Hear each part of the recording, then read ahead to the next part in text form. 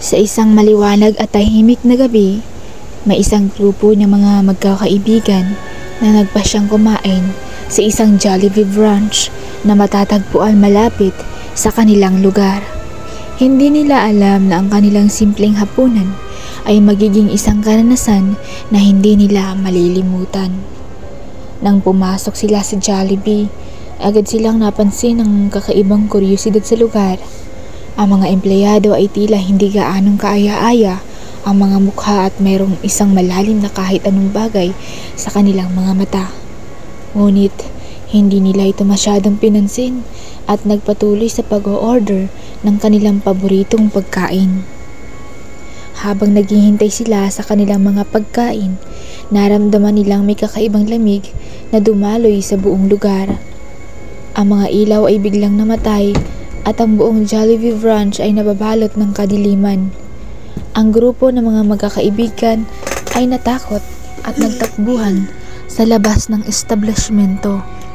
Ngunit sa paglabas nila, napansin nila ang mga tao sa labas ng Jollibee ay hindi katulad ng dati. Ang paligid ay tila isang madilim na mundo. Walang tao, walang ingay. Ang grupo ay nanginginig sa takot habang naglalakad sa kawalan. Bigla, may narinig silang mga malalalim na hagikikan sa likuran.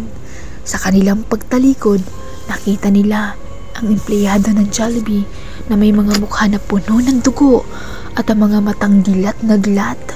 Sila ay humahabol sa grupo ng mga magkakaibigan nang may mga dalang kutsilyo at ang iba pang nakakatakot na kasangkapan.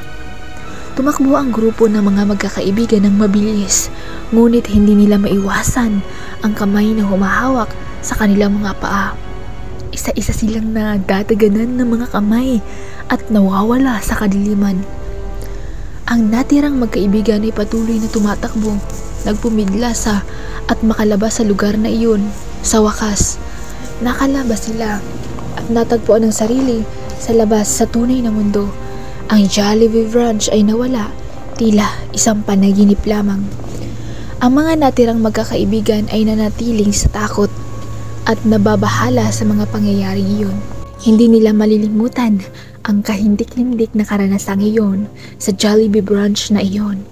Hanggang ngayon, nagtatanong pa rin kung ano ang tunay na nangyari at kung bakit ang Jollibee ay nagiging isang lugar ng katatakutan sa gabi. Hindi na siya kailanman babalik sa anumang Jollibee brunch at ang kwento niya ay patuloy na naglalaro sa isipan ng mga taong nagtataka. Kung may katotohanan nga ba ang kwentong katulad nito? Kaya tara na, ililibre kita sa Jollibee para ma-experience mo din ang horror story.